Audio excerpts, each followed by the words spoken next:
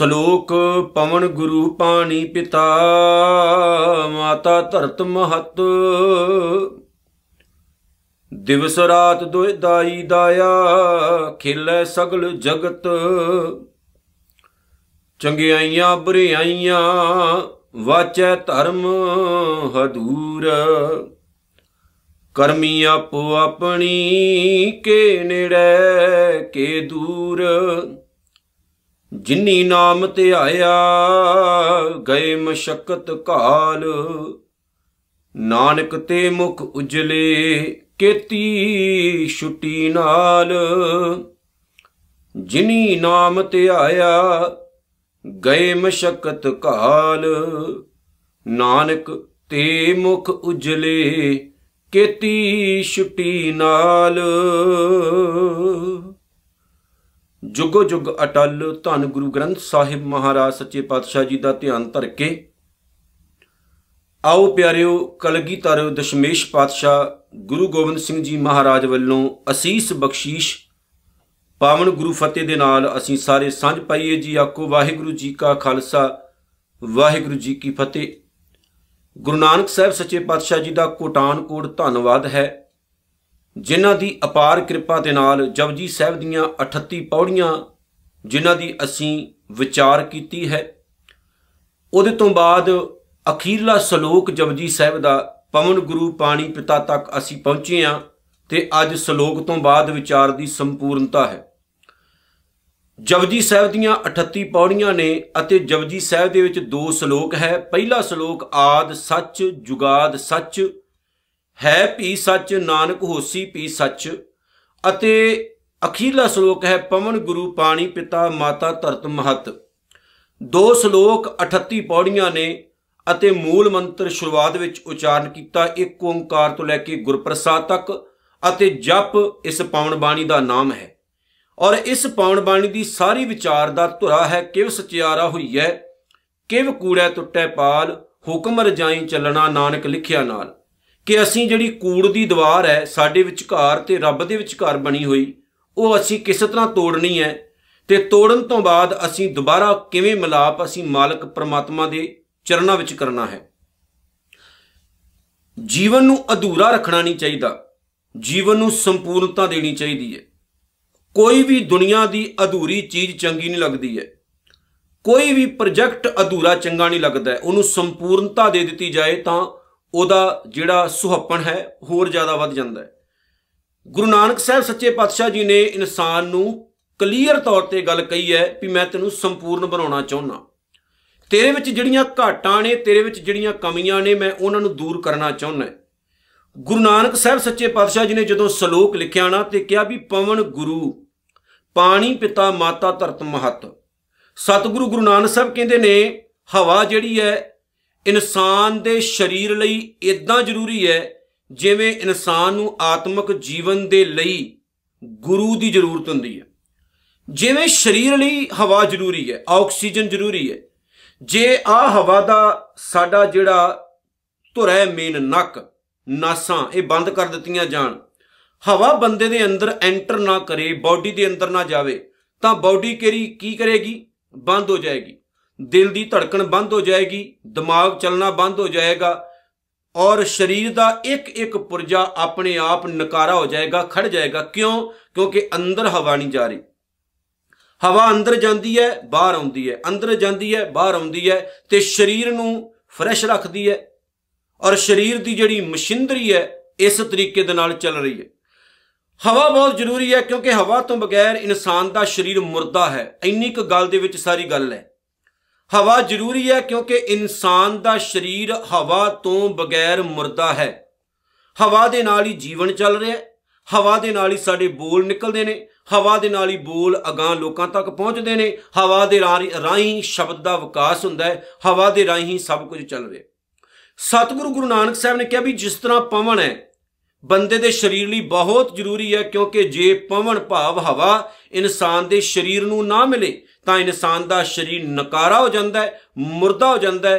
जे इंसान दे जीवन नूं गुरु ना मिले तो इंसान का जीवन भी नकारा हो जाता है मुर्दा हो जाता है। गुरबिन घोर अंधार गुरु बिन समझ ना आवे। गुरु बहुत जरूरी है। ਆਸਾ ਦੀ ਵਾਰ ਵਿੱਚ ਸਤਿਗੁਰੂ ਜੀ ਕਹਿੰਦੇ ਨੇ, ਨਾਨਕ ਗੁਰੂ ਨਾ ਚੇਤਨੀ ਮਨ ਆਪਣੇ ਸੁਚੇਤ, ਛੁੱਟੇ ਤਿਲ ਬਵਾੜ ਜਿਉ ਸੁਈਆਂ ਅੰਦਰ ਖੇਤ, ਖੇਤੇ ਅੰਦਰ ਛੁੱਟਿਆਂ ਕਹੋ ਨਾਨਕ ਸੋ ਨਾ, ਫਲੀਆਂ ਫੁਲੀਆਂ ਬੱਪੜੇ ਭੀਤਨ ਵਿੱਚ ਸਵਾ।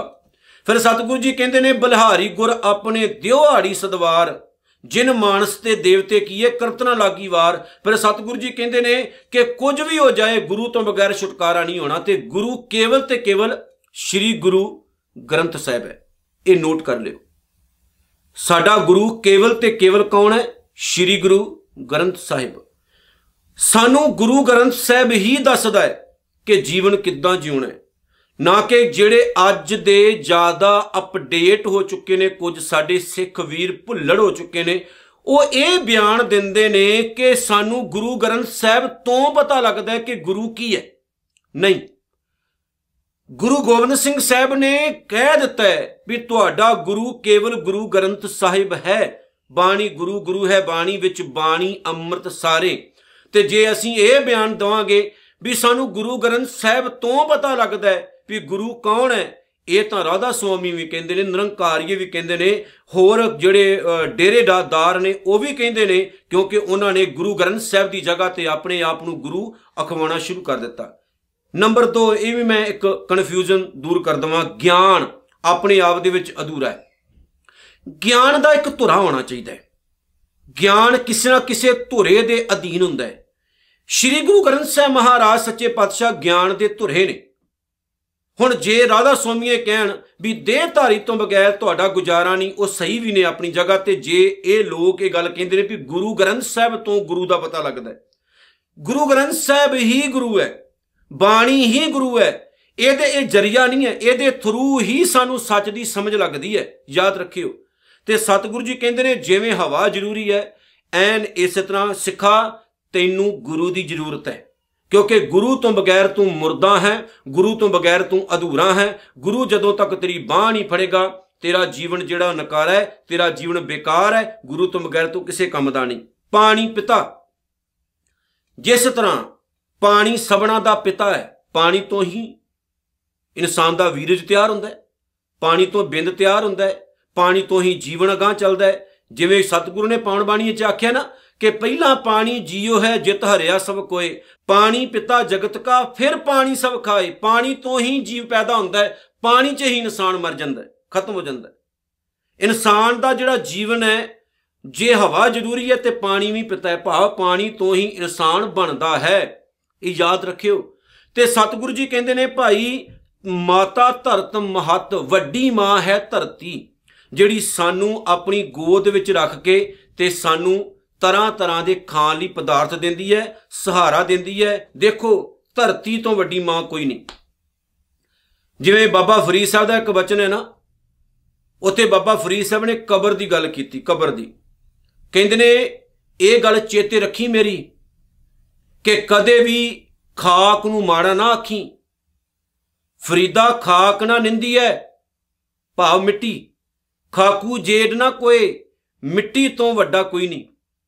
ਜੀਵੰਦਿਆਂ ਪੈਰਾਂ ਤਲੇ ਇਹ ਮਾਂ, ਜਿਉਂਦਿਆਂ ਸਾਡੇ ਪੈਰਾਂ ਹੇਠ ਹੁੰਦੀ ਹੈ।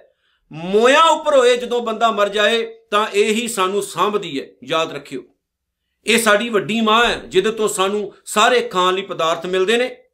ਪਹਿਨਣ ਲਈ ਕੱਪੜੇ ਵੀ ਇਹੀ ਪੈਦਾ ਕਰਦੀ ਹੈ, ਪੀਣ ਲਈ ਪਾਣੀ ਵੀ ਇਹੀ ਪੈਦਾ ਕਰਦੀ ਹੈ, ਖਾਣ ਲਈ ਪਦਾਰਥ ਵੀ ਇਹੀ ਪੈਦਾ ਕਰਦੀ ਹੈ। ਤੇ ਜਦੋਂ ਆਪਾਂ ਮਰ ਜਾਂਦੇ ਹਾਂ ਫਿਰ ਸਾਨੂੰ ਆਪਣੇ ਵਿੱਚ ਰਲਾ ਲੈਂਦੀ ਹੈ। ਇਸ ਲਈ ਇਹ ਵੱਡੀ ਮਾਂ ਹੈ। ਸਤਿਗੁਰੂ ਨੇ ਸਾਨੂੰ ਧਰਤੀ ਨਾਲ ਜੋੜਿਆ। ਜਿਵੇਂ ਇੱਕ ਅੰਗਰੇਜ਼ ਰਾਈਟਰ ਕਹਿੰਦਾ ਨਾ ਕਿ ਤੁਸੀਂ ਹਮੇਸ਼ਾ ਧਰਤੀ ਦੇ ਨਾਲ ਜੁੜ ਕੇ ਰਹੋ, ਸਟੇ ਗਰਾਊਂਡਡ, ਧਰਤੀ ਦੇ ਨਾਲ ਰਹੋ। ਉਹਦੇ ਨਾਲ ਕੀ ਹੋਏਗਾ? ਤੁਹਾਨੂੰ ਆਪਣੇ ਅੰਦਰ ਨਿਮਰਤਾ ਦਿਸੇਗੀ। ਤੁਹਾਡਾ ਹੰਕਾਰ ਜਿਹੜਾ ਨਾ ਉਹ ਤੁਹਾਨੂੰ ਉਤਾਂਹ ਲੈ ਕੇ ਜਾਏਗਾ, ਪਰ ਇੱਕ ਦਿਨ ਹੇਠਾਂ ਪਟਕਾ ਕੇ ਸੁੱਟੇਗਾ ਔਰ ਰਹਿਣਾ ਕੱਖ ਨਹੀਂ ਹੈ। ਸਤਿਗੁਰੂ ਜੀ ਕਹਿੰਦੇ ਨੇ, ਦਿਵਸ ਰਾਤ ਦੋਏ ਦਾਈ ਦਾਇਆ। ਹੁਣ ਇਸ ਵੱਡੀ ਮਾਂ ਧਰਤੀ ਦੀ ਗੋਦ ਵਿੱਚ ਰਹਿਣ ਵਾਲਾ ਜਿਹੜਾ ਇਨਸਾਨ ਹੈ, ਉਹਦੇ ਲਈ ਅਕਾਲ ਪੁਰਖ ਵਾਹਿਗੁਰੂ ਨੇ ਦਾਈ ਤੇ ਦਾਇਆ ਪੈਦਾ ਕੀਤੇ ਨੇ। ਵੱਡੇ ਘਰਾਂ ਦੇ ਵਿੱਚ, ਅਮੀਰ ਘਰਾਂ ਦੇ ਵਿੱਚ ਬੱਚਿਆਂ ਦੇ ਲਈ ਦਾਈ ਤੇ ਦਾਇਆ ਰੱਖੇ ਜਾਂਦੇ ਨੇ। ਦਿਵਸ ਤੇ ਰਾਤ, ਦਾਈ ਤੇ ਦਾਇਆ। ਰਾਤ ਨੂੰ ਖਿਡਾਉਣ ਵਾਲੀ ਹੈ ਦਾਈ, गोद विच बिठा के बच्चे नूं सुमा दिंदी है। दिन नूं खिडाउण वाला है दाया, वो सानू सारा दिन घुमाउंदा रहिंदा है। ते गुरु नानक साहब जी कहंदे ने रात अते दिन ये दोनों समझ लो खिडावी ते खिडावा ने, जिन्हां दी गोद विच इंसान रात दिन खेडदा है ते कई तरह के कौतक कर रहा है। ये भी अकाल पुरख वाहिगुरू दी साडे उत्ते महान बख्शिश है। जे दिन ही हुंदा रात ना हुंदी ते फिर आपां की करदे। ये परमात्मा ने एक नियम तैयार कीते ने, जे दिन बनाया ते रात भी बनाई है कि बंदिया थकिया टुटिया हारिया जो आना है, रात को खा पी ते आराम कर, फ्रैश होएगा ते दिन चढ़ेगा ते फिर अपनी जिंदगी की शुरुआत कर लवी। चंगियाइयां बुराइयां वाचै धर्म हदूर। फिर गुरु नानक साहब सच्चे पातशाह कहते ने रात दिन दे विच जिंदगी बतीत करदियां होया जिहड़ा इंसान है कई तरह के चंगे अते माड़े कर्म करदा है। वो चंगे अते माड़े जिहड़े काम ने इंसान दे उन्हां नूं वाचिया जांदा है धर्म हदूर, धर्म राज दी हजूरी विच। हुण इत्थे मैं स्पष्ट कर देवां, गुरबाणी किसी भी सनातन मत दे ब्राह्मणी मत दे बनाए देवते नूं प्रवान नहीं करती। ना चित्रगुप्त, ना नरक स्वर्ग, ना धर्मराज नूं मनदी है। असल दे विच असीं जदों सतगुरु दी पावन बाणी दी विचार कर रहे सी ना, ते हुक्मे वाली पौड़ी आई सी। मैं दोबारा दोहरा देवां, हुक्मी होवन आकार हुक्म ना कहिया जाई, हुक्मी होवन जी हुक्म मिलै वडियाई, हुक्मी उत्तम नीच हुक्म लिख दुख सुख पाइया, एक ना हुक्मी बख्शीश एक हुक्मी सदा भवाइया। हुण इहदे च सतगुरु ने हुक्म की गल कीती कि रब्बी नियम जिहड़ा वो तय करता है कि बंदे नूं दुख मिलने चाहिए ने कि सुख, बंदे नूं नेड़े लियाउणा कि दूर करना है। भाव कि साडे चंगे माड़े जिहड़े काम हुंदे ने उन्हां दा फैसला रब्बी नियम के आधार पर हुंदा है, जिन्हों धर्मराज कह सकते हैं, जिन्हों धर्म कह सकते हैं। जिहड़ा रब दा कानून है, रब दा नियम है, जिहदे आधार पर फैसला किया जाता है। ना कि वह धर्मराज है जिहड़ा जिन्हें वखरा एक नरक स्वर्ग बनाया हुआ है, जिहदे विच अपना आसन लगा के बैठा होया है ते चित्रगुप्त दे लिखे मुताबक फैसले करता है। नहीं, परमात्मा जिहड़ा है इस तरह का नहीं है भी लिखे कोई होर, पढ़े कोई होर, फैसला कोई होर करे तो दंड कोई होर दवे, सजा कोई होर दवे। रब दा नियम की है कि परमात्मा ने इस कायनात नूं खुद पैदा किया है, खुद ही इहदी संभाल करता है, खुद ही रिजक दिंदा है ते खुद ही अकाल पुरख वाहिगुरू दा बनाया होया नियम बंदे दे कीते होए माड़े जां चंगे कम्मां नूं नालों नाल वेखदा है, परखदा है, वाचदा है ते नालों नाल ही फैसला करी जांदा है। याद रखियो एक गल, ब्राह्मणी कर्म कांडा ने बंदे नूं चक्करां च पाया है कि चंगे जां माड़े काम इस धर्म इस जन्म च करो, चंगे जां माड़े कर्म इस जन्म च करो, फैसला अगले जन्म च जाके होना। गुरबाणी इदां दी नहीं है, तट फट की गल करदी गुरबाणी। मतलब कि रोटी अज खाओ, भुख तुहाडी कल मिटनी, पानी अज पीओ, प्यास तुहाडी कल मिटनी है, वही गल होगी ना।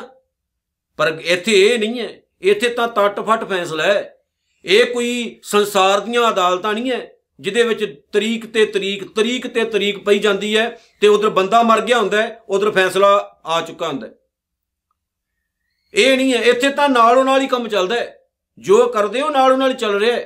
ते इत्थे गुरबाणी कहती है कि रब नूं किसी वखरे ब्राह्मण दे बनाए धर्मराज की लोड़ नहीं है, जिहदी वखरी शक्ल है, वखरी वेशभूषा है, उसकी जरूरत नहीं है। नाल दी नाल ये भी मैं गल कह देवां कि करमी आपो अपनी के नेड़े के दूर। बंदे दे कीते होए अपने कम्मां दे करके ही रब तो नेड़ता ते रब तो दूरी बनती है। वो तुहाडे जां साडे उत्ते डिपेंड है कि असीं किस तरह का अपना जीवन बनाउणा है, किस तरह का जीवन पैदा करना है। एक एग्जाम्पल ले देवां मैं, अपने माता पिता के नज़दीक किहड़ा बच्चा हुंदा है? जिहड़ा बच्चा अपने माता पिता का दिल जित लवे, सब तो ज़्यादा नेड़े हुंदा है। वो ते दूर कौन हुंदा है? जिहड़ा माता पिता की किसी भी गल नूं फॉलो ना करे। माँ बाप प्यार एक तरह का भावें करदे होण, पर कई बार नज़दीकी उत्थे बनदी है जिथे कोई बच्चा तुहाडी गल नूं फॉलो करदा है, तुहाडे हर बच्चन नूं मनदा है, तुहाडी हर गल ते पहरा दिंदा है, उत्थे नज़दीकी बनदी है। हुण सतगुरु सच्चे पातशाह ने अपने सिखां नूं भी यही ताकीद कीती सी कि गुर का बचन कदे भी ना टालिओ, गुरु दे बचन नूं अपने पल्ले बन के रखियो। शायद गुरबाणी च तां ही लिखिया गया, मैं शींक गांठड़ी बांधा कि तेरा बचन सतगुरु मैं अपने घुट के पल्ले नाल बन लिया, कि बचन मैं जिहड़ा वो नहीं मुड़ सकदा। सानू चक्करां च पाया, वहमां च पाया, कर्मकांडां च पाया, वखरे धर्मराज, वखरे चित्रगुप्त, ये सब पखंड है। याद रखियो, मरण तो बाद कदे किसी ने कुछ नहीं वेख्या। ਤੇ ਉਡੀਕ ਨਾ ਕਰੋ ਮਰਨ ਦੀ ਕਿ ਮਰਨ ਤੋਂ ਬਾਅਦ ਬੜਾ ਕੁਝ ਹੋਣਾ। ਇਹ ਨਾ ਸੋਚਿਆ ਕਰੋ ਇਸੇ ਜੀਵਨ 'ਚ ਹੀ ਸਭ ਕੁਝ ਹੋਣਾ। ਆਹੀ ਜੀਵਨ ਨਰਕ ਹੈ, ਆਹੀ ਜੀਵਨ ਸਵਰਗ ਹੈ, ਇੱਥੇ ਹੀ ਧਰਮਰਾਜ ਹੈ, ਇੱਥੇ ਹੀ ਚਿਤਰਗੁਪਤ ਹੈ। ਕੋਈ ਵੱਖਰਾ ਨਹੀਂ ਬੈਠਾ ਹੋਇਆ ਆਕਾਸ਼ ਦੇ ਵਿੱਚ ਜਿਹੜਾ ਦਰਬਾਰ ਲਗਾ ਕੇ ਬੈਠਾ ਜਿਹਨੇ ਫੈਸਲੇ ਕਰਨੇ। ਸਤਿਗੁਰ ਕਹਿੰਦੇ ਤੁਹਾਡੇ ਤੇ ਡਿਪੈਂਡ ਕਰਦਾ ਹੈ ਕਿ ਕਿਹੜੇ ਕੰਮ ਕਰਨੇ ਨੇ, ਚੰਗੇ ਜਾਂ ਮਾੜੇ। ਭਾਈ ਉਹ ਕੰਮ ਕਰੋ ਜਿਹਦੇ ਨਾਲ ਸਾਨੂੰ ਮਹਿਸੂਸ ਹੋਵੇ ਕਿ ਸਾਨੂੰ ਸ਼ਾਂਤੀ ਆ ਰਹੀ ਹੈ, ਸਾਡੇ ਅੰਦਰ ਨਿਮਰਤਾ ਬਣ ਰਹੀ ਹੈ, ਸਾਡੇ ਅੰਦਰ ਹਲੀਮੀ ਬਣ ਰਹੀ ਹੈ, ਅਸੀਂ ਸੋਚ ਪੱਖੋਂ ਉੱਚੇ ਹੋ ਰਹੇ ਹਾਂ, ਅਸੀਂ ਕਿਸੇ ਦਾ ਭਲਾ ਕਰਕੇ ਖੁਸ਼ੀ ਮਹਿਸੂਸ ਕਰ ਰਹੇ ਹਾਂ, ਅਸੀਂ ਹੱਸ ਰਹੇ ਹਾਂ, ਖੇਡ ਰਹੇ ਹਾਂ, ਘਰ ਪਰਿਵਾਰ ਸਾਂਭ ਰਹੇ ਹਾਂ, ਨਾਲ ਦੀ ਨਾਲ ਸੰਸਾਰ ਦੀ ਵੀ ਫਿਕਰ ਕਰ ਰਹੇ ਹਾਂ, ਆਪਣੇ ਜੀਵਨ ਨੂੰ ਸਫਲ ਵੀ ਬਣਾ ਰਹੇ ਹਾਂ। ਤੇ ਵਾਹਿਗੁਰੂ ਨੇ ਜਿਹੜੀਆਂ ਜ਼ਿੰਮੇਵਾਰੀਆਂ ਸਾਡੇ ਸਿਰ ਪਾਈਆਂ ਨੇ, ਅਸੀਂ ਬਾਖੂਬੀ ਉਹਨਾਂ ਜ਼ਿੰਮੇਵਾਰੀਆਂ ਨੂੰ ਪਾਲ ਵੀ ਰਹੇ ਹਾਂ।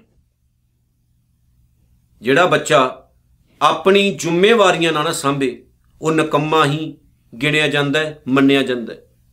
ਅਸੀਂ ਆਪਣੀਆਂ ਜ਼ਿੰਮੇਵਾਰੀਆਂ ਦੀ ਪਾਲਣਾ ਕਰਨੀ ਹੈ, ਜਿਹੜੀਆਂ ਸਾਡੀਆਂ ਜ਼ਿੰਮੇਵਾਰੀਆਂ ਨੇ। ਇੱਕ ਸਹੀ ਇਨਸਾਨ ਹੋਣ ਦੇ ਨਾਤੇ, ਇੱਕ ਚੰਗਾ ਗੁਰਸਿੱਖ ਹੋਣ ਦੇ ਨਾਤੇ ਵੀ ਆਪਣੀਆਂ ਜ਼ਿੰਮੇਵਾਰੀਆਂ ਸਾਂਭੋ। ਆਪਣੇ ਬੱਚਿਆਂ ਨੂੰ ਗੁਰਬਾਣੀ ਨਾਲ ਜੋੜੋ, ਹੋਰ ਦੁਨੀਆ ਦੇ ਲੋਕਾਂ ਨੂੰ ਸੱਚ ਗਿਆਨ ਨਾਲ ਜੋੜੋ। ਦੁਨੀਆ ਦੇ ਜਿਸ ਕੋਨੇ 'ਚ ਵੀ ਜਾਓ ਤੁਹਾਡਾ ਜੀਵਨ ਹੀ ਖੁਸ਼ਬੂ ਬਣੇ, ਜਿਹਦੇ ਨਾਲ ਹੋਰ ਲੋਕਾਂ ਦਾ ਵੀ ਉਧਾਰ ਹੋ ਜਾਏ। ਸਤਿਗੁਰੂ ਜੀ ਅੱਗੇ ਕੀ ਕਹਿੰਦੇ ਨੇ? ਜਿਨੀ ਨਾਮ ਧਿਆਇਆ, ਜਿਨ੍ਹਾਂ ਨੇ ਇਸ ਨਾਮ ਦੀ ਪਾਲਣਾ ਕੀਤੀ। ਕਿਹੜਾ ਨਾਮ ਸੁਣਿਆ ਮੰਨਿਆ ਮਨ ਕੀਤਾ ਭਾਉ? ਕਿਹੜਾ ਨਾਮ ਸੁਣਿਆ ਸਿੱਧ ਪੀਰ ਸੁਰਨਾਥ? ਕਿਹੜਾ ਨਾਮ? ਪਰਮਾਤਮਾ ਦਾ ਹੁਕਮ, ਰੱਬੀ ਨਿਯਮ, ਉਹਦੀ ਪਾਲਣਾ ਕੀਤੀ। ਉਹਨੂੰ ਦੁਨੀਆ ਦੇ ਹਰ ਇੱਕ ਕੋਨੇ 'ਚ ਜਾਣਿਆ। ਗੁਰੂ ਨਾਨਕ ਸਾਹਿਬ ਜੀ ਕਹਿੰਦੇ ਜਿਨ੍ਹਾਂ ਨੇ ਇਹ ਨਾਮ ਨੂੰ ਧਿਆਲਿਆ, ਭਾਵ ਜਿਹੜੇ ਇਹਨੂੰ ਐਕਸੈਪਟ ਕਰ ਗਏ, ਜਿਨ੍ਹਾਂ ਨੇ ਆਪਣੇ ਜੀਵਨ ਦੇ ਵਿੱਚ ਅਕਾਲ ਪੁਰਖ ਵਾਹਿਗੁਰੂ ਨੂੰ ਵਸਾਲਿਆ, ਗਏ ਮਸ਼ੱਕਤ ਕਾਲ, ਉਹ ਆਪਣੀ ਮਿਹਨਤ ਸਫਲ ਕਰ ਗਏ। ਇੱਥੇ ਮੌਤ ਦੀ ਗੱਲ ਨਹੀਂ ਹੈ, ਮੌਤ ਤੋਂ ਬਾਅਦ ਦੀ ਗੱਲ ਨਹੀਂ, ਜਾਂ ਮੌਤ ਦੀ ਗੱਲ ਨਹੀਂ, ਜਿਉਂਦਿਆਂ ਜੀ ਦੀ ਗੱਲ ਹੈ ਕਿ ਸਮਝ ਲਓ ਉਹਨਾਂ ਇਨਸਾਨਾਂ ਨੇ ਆਪਣੀ ਜ਼ਿੰਦਗੀ ਦੀ ਮਿਹਨਤ ਸਫਲ ਕਰ ਲਈ। ਕਿਹਨਾਂ ਨੇ? ਜਿਨ੍ਹਾਂ ਨੇ ਗੁਰੂ ਨਾਨਕ ਸਾਹਿਬ ਦੀਆਂ ਗੱਲਾਂ ਨੂੰ ਫੋਲੋ ਕੀਤਾ, ਉਹਦੇ ਮੁਤਾਬਕ ਤੁਰੇ। ਨਾਨਕ, ਹੇ ਨਾਨਕ ਤੇ ਮੁਖ ਉਜਲੇ, ਉਹਨਾਂ ਦੇ ਮੂੰਹ ਸੋਹਣੇ ਬਣੇ ਰਹਿੰਦੇ ਨੇ, ਉਜਲੇ ਰਹਿੰਦੇ ਨੇ, ਇੱਜ਼ਤਮਾਨ ਰਹਿੰਦੇ ਨੇ, ਮਾਣ ਸਤਿਕਾਰ ਵਾਲੇ ਰਹਿੰਦੇ ਨੇ। ਆਪਣੀ ਪੱਗ ਨੂੰ ਦਾਗ ਨਹੀਂ ਲਗਾਉਂਦੇ, ਆਪਣੇ ਕੱਪੜਿਆਂ ਤੇ ਦਾਗ ਨਹੀਂ ਲਗਾਉਂਦੇ। ਨਾਨਕ ਤੇ ਮੁਖ ਉਜਲੇ ਕੇਤੀ ਛੁੱਟੀ ਨਾਲ, ਜਿੱਥੇ ਉਹ ਆਪ ਤਰ ਜਾਂਦੇ ਨੇ, ਕੇਤੀ ਪਤਾ ਨਹੀਂ ਕਿੰਨੇ ਕੁ ਹੋਰ ਲੋਕ ਛੁੱਟੀ ਨਾਲ ਉਹਨਾਂ ਦੇ ਨਾਲ ਉਹਨਾਂ ਦਾ ਛੁਟਕਾਰਾ ਹੋ ਜਾਂਦਾ ਹੈ, ਉਹਨਾਂ ਦੇ ਨਾਲ ਉਹ ਮੁਕਤ ਹੋ ਜਾਂਦੇ ਨੇ। ਜਿਹੜੇ ਆਪ ਸਫਲ ਹੋ ਗਏ ਨੇ, ਉਹ ਜਿੱਥੇ ਜਿੱਥੇ ਜਾਂਦੇ ਨੇ ਉਹ ਆਪਣੀ ਸਫਲਤਾ ਬਾਰੇ ਦੱਸਦੇ ਨੇ, ਮੈਂ ਕਿੱਦਾਂ ਸਫਲ ਹੋਇਆ। ਜਿਹੜੇ ਆਪ ਜੀਵਨ ਦੇ ਵਿੱਚ ਚੰਗੀ ਯੋਗਤਾ ਹਾਸਲ ਕਰ ਲੈਂਦੇ ਨੇ, ਉਹ ਦੱਸਦੇ ਨੇ ਤਰੀਕਾ, ਮੈਂ ਕਿੱਦਾਂ ਇਸ ਯੋਗ ਬਣਿਆ। ਗੁਰੂ ਦੇ ਸਿੱਖਿਓ, ਗੁਰੂ ਦੇ ਪਿਆਰਿਓ, ਜਪਜੀ ਸਾਹਿਬ ਦੀ ਪਵਿੱਤਰ ਪਾਵਨ ਬਾਣੀ ਸਿੱਖ ਦੀ ਮਾਂ ਹੈ। ਅਸੀਂ ਇਸ ਮਾਂ ਦੀ ਕੁੱਖ ਤੋਂ ਜਨਮ ਲੈਣਾ ਹੈ। ਆਓ ਅੱਜ ਪ੍ਰਾਣ ਕਰੀਏ, ਸਾਰੇ ਵਹਿਮ ਭਰਮ ਕਰਮਕਾਂਡ ਛੱਡੀਏ, ਕਰਮਕਾਂਡ ਛੱਡੀਏ, ਦੇਵੀ ਦੇਵਤੇ ਪੀਰ ਪੈਗੰਬਰ ਸਭਨਾਂ ਦਾ ਤਿਆਗ ਕਰਕੇ ਸਿੱਖਾ ਕੇਵਲ ਗੁਰੂ ਗ੍ਰੰਥ ਸਾਹਿਬ ਨੂੰ ਆਪਣਾ ਗੁਰੂ ਮੰਨ। ਕਿਸੇ ਦੇ ਪਾਸੇ ਜਾਣ ਦੀ ਲੋੜ ਨਹੀਂ, ਕਿਸੇ ਦੇਹਧਾਰੀ ਜਾਂ ਕਿਸੇ ਪਖੰਡੀ ਬਾਬੇ ਮੂਹਰੇ ਸੀਸ ਝੁਕਾਉਣ ਦੀ ਲੋੜ ਨਹੀਂ। ਅੱਜ ਤੋਂ ਬਾਅਦ ਪ੍ਰਣ ਕਰ ਕਿ ਜੇ ਜਪਜੀ ਸਾਹਿਬ ਨੂੰ ਵਿਚਾਰਿਆ ਤੇ ਮੈਂ ਆਪਣਾ ਪੂਰਾ ਜੀਵਨ ਕੇਵਲ ਗੁਰੂ ਗ੍ਰੰਥ ਸਾਹਿਬ ਤੇਰੇ ਲੇਖੇ ਲਾਵਾਂਗਾ।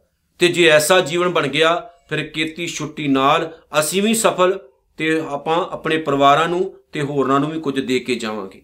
ਸੋ ਇਤਨੀਆਂ ਬੇਨਤੀਆਂ ਪ੍ਰਵਾਨ ਕਰਨੀਆਂ। ਗੁਰੂ ਗ੍ਰੰਥ ਸਾਹਿਬ ਜੀ ਦਾ ਬਹੁਤ ਬਹੁਤ ਧੰਨਵਾਦ, ਗੁਰੂ ਨਾਨਕ ਸਾਹਿਬ ਦਾ ਧੰਨਵਾਦ, ਔਰ ਸਮੂਹ ਸਾਰੀ ਸਾਧ ਸੰਗਤ ਦਾ ਜਿਨ੍ਹਾਂ ਨੇ ਪੂਰੀ ਜਪਜੀ ਸਾਹਿਬ ਦੀ ਵਿਚਾਰ ਚਰਚਾ ਸੁਣੀ ਹੈ, ਉਹਨਾਂ ਦਾ ਵੀ ਧੰਨਵਾਦ ਕਿ ਸਤਿਗੁਰੂ ਨੇ ਕਿਰਪਾ ਕੀਤੀ ਹੈ। ਅੱਜ ਜਪਜੀ ਸਾਹਿਬ ਦੀ ਵਿਚਾਰ ਕੰਪਲੀਟ ਹੋਈ ਹੈ। ਸਤਿਗੁਰੂ ਜੀ ਕਿਰਪਾ ਕਰਨ, ਸਾਡਾ ਜੀਵਨ ਸਫਲ ਹੋ ਜਾਏ ਅਤੇ ਅਸੀਂ ਇਸੇ ਤਰ੍ਹਾਂ ਹੀ ਗੁਰਬਾਣੀ ਦੀ ਵਿਚਾਰ ਕਰਦੇ ਹੋਏ ਆਪਣੇ ਜੀਵਨ ਨੂੰ ਹੋਰ ਸੁੰਦਰ, ਹੋਰ ਸੁਹੱਪਣ, ਹੋਰ ਵਧੀਆ ਬਣਾ ਸਕੀਏ ਜੀ। ਵਾਹਿਗੁਰੂ ਜੀ ਕਾ ਖਾਲਸਾ, ਵਾਹਿਗੁਰੂ ਜੀ ਕੀ ਫਤਿਹ।